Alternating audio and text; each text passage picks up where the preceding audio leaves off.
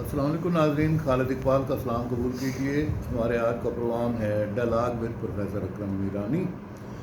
جس طرح آپ جانتے ہیں کہ سردی کی لہر آ رہی ہے، موسم تبدیل ہو رہا ہے اور موسم تبدیل ہوتا رہتا ہے، کبھی گرمی، کبھی سردی، کبھی خزاں، کبھی بہار، یہ موسم کی لہریں چلتی رہتی ہیں۔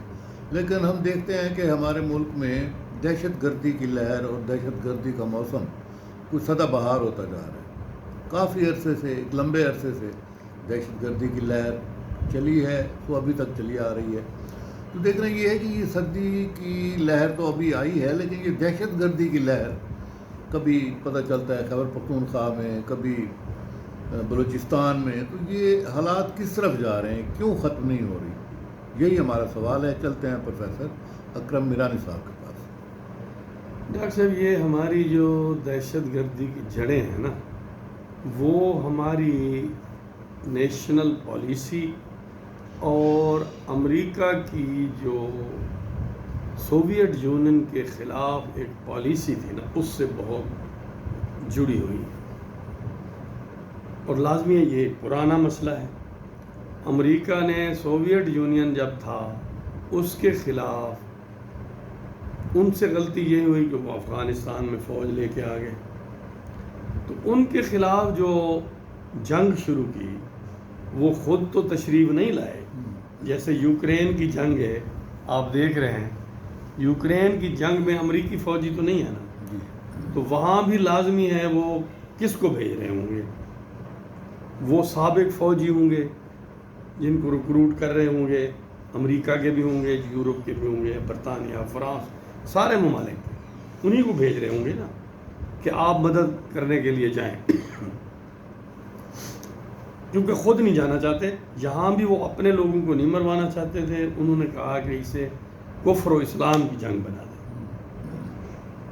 نتیجتاً پوری اسلامی ممالک سے انہوں نے بندے ریکروٹ کیے، پہلے پروپیگنڈا کیا کفر اسلام کا، جہاد کے نام پہ جہاد کا ایک پروپیگنڈا شروع کر کے افریقہ سے، عرب ممالک سے، پاکستان سے، خود افغانستان مہاجرین جہاں تھے وہاں سے، تو وہ لوگ اکٹھے کیے، ان کو ٹرین کیا، ان کو وہاں بھیجتے رہے۔ ہمارے لوگوں کو تو بتایا کہ یہ اسلام کی ترقی کے لیے ہو رہا ہے، دراصل ان کے مقاصد تو سوویت یونین کو توڑنا تھا۔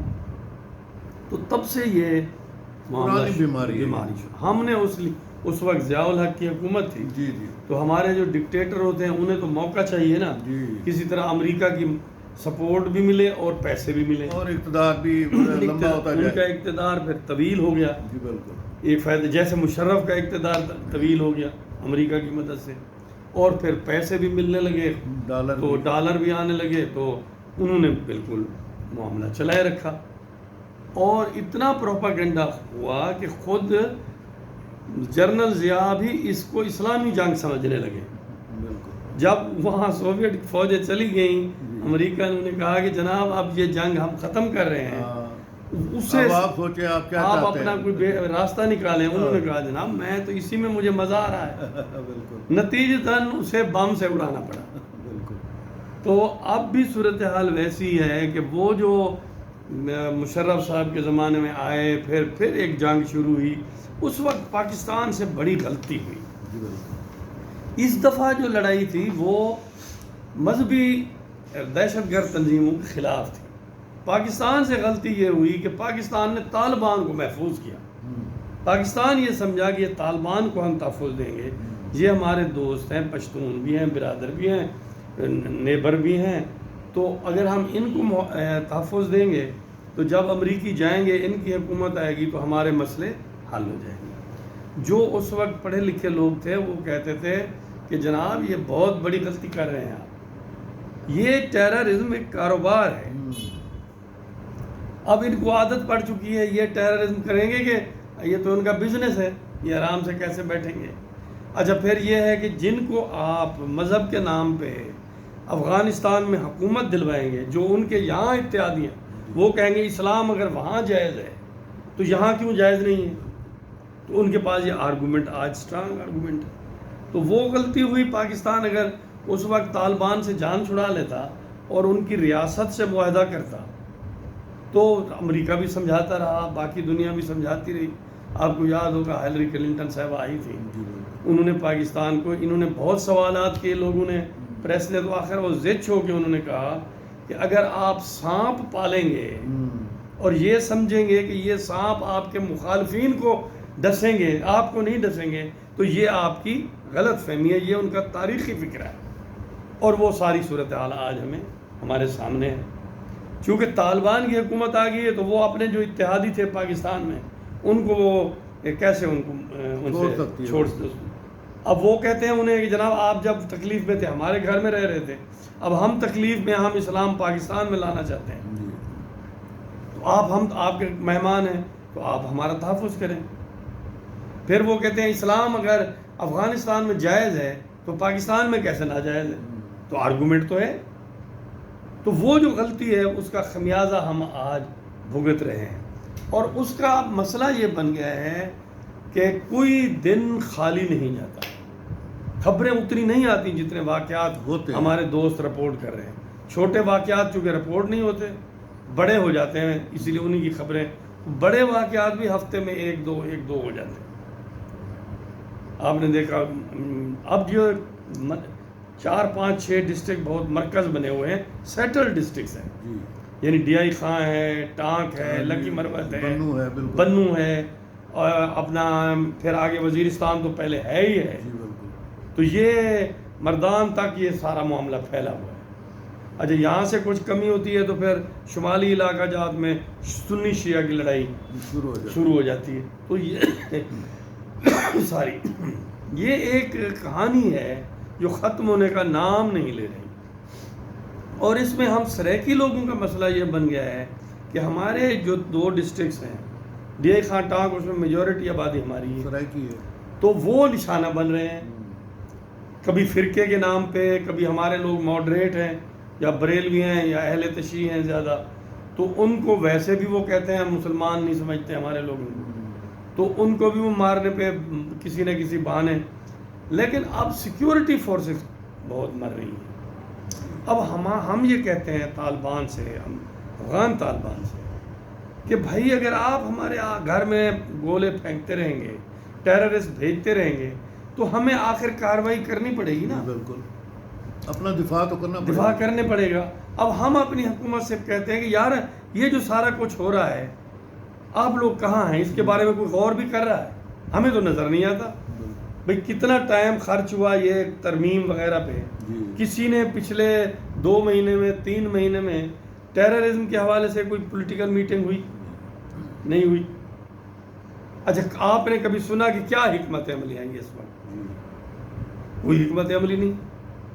تو پھر تو یہ بڑھتی جائے گی، سیریسنس بھی نہیں ہے۔ اب ہمارا مسئلہ یہ ہے کہ چونکہ ہمارے سریکی 2 ڈسٹرکٹس میں وہاں زیادہ ہیں، ہمارے لوگ بہت نشانہ بن رہے ہیں، اور ہمارے اگر کوئی کام کرنے وہاں گئے ہوئے ہیں تو ان کو بھی مار دیا جاتا ہے۔ تو ہم کہیں گے سیکیورٹی اداروں سے، انٹیلیجنس اداروں سے، آپ سیاست میں وقت ضائع نہ کریں۔ عمران خان اتنا بڑا تھریٹ نہیں ہے، تھریٹ تو اس طرف سے آ رہا ہے، دہشت گردی ایک بہت بڑا تھریٹ، دہشت گردی، اور ایسی دہشت گردی جو مذہب کے نام پہ ہو رہی ہے، اس سے تو جان چھڑانا بہت مشکل ہے۔ آپ دیکھ رہے ہیں فلسطین کا مسئلہ کب سے چل رہا ہے، مذہبی مسئلہ بن گیا ہے، بھئی وہ ایک طرف جیوز ہیں، دوسری طرف مسلم ہیں، فلسطینی ہیں۔ کشمیر کا مسئلہ کب سے چل رہا ہے، مذہب کا بن گیا، اب ہمارا بھی مذہب کا مسئلہ بن گیا ہے۔ وہ ان کے لیے یہ جہاد ہے، ہمارے لیے یہ فساد ہے۔ اب یہ جہاد ہے یا فساد ہے، یہ فیصلہ کون کرے گا؟ یہ تو وہ لنگران ہوتا جا رہا ہے، چلتا جائے گا۔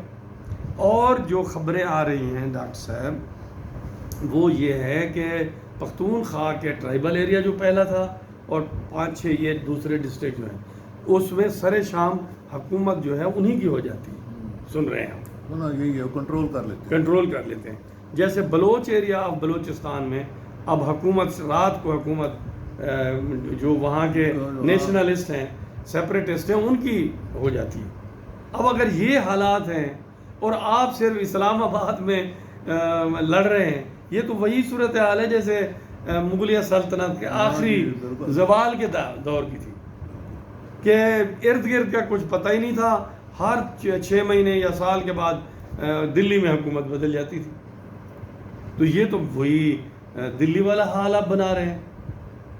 تو یہ ہے کہ اس کو سنجیدگی سے لیں, ایک پہلے کنسنسس ڈیولپ کریں, ساری پارٹیوں کو بٹھا کے اتفاق رہ لیں, اس کے بعد اپنی انٹیلیجنس اداروں کو زیادہ انہیں کہیں وہاں ٹائم خرچ کریں, اور سیکیورٹی ادارے جن کی یہ ذمہ داری ہے وہ بھی اس ذمہ داری پہ زیادہ توجہ دیں, اور اپنے وسائل جو آپ نے بھارت کے بارڈر پہ لگائے ہوئے ہیں ان کو افغانستان کے بارڈر پہ لے جائیں, بھارت کے ساتھ صلح کا کوئی راستہ نکالیں, ٹریڈ کا راستہ نکالیں, بالکل ٹریڈ کا صلح کا نکالیں. اگر آپ بھارت کے ساتھ کوئی معاہدہ کریں گے وہ ایک ریاست ہے, معاہدے پہ عمل کرے گی. جیسے ہم اب ایک دوسرے کے اوپر حملہ آور نہیں ہو رہے ہیں, فائرنگ نہیں ہو رہی, تو وہ نہیں ہو رہی تو معاہدے کے تحت نہیں ہو رہی. تو اس بارڈر کو سیکیور کریں معاہدے کے تھرو, اور افغان بارڈر سے کوئی معاہدہ نہیں ہو سکتا, وہاں آپ کو لڑنا پڑے گا اور آپ کو سیکیور کرنا پڑے گا اپنا علاقہ, اور افغان طالبان کے خلاف بھی کارروائی آپ کو کرنی پڑے گی اگر وہ ان لوگوں کو روکنے میں ناکام رہتے ہیں.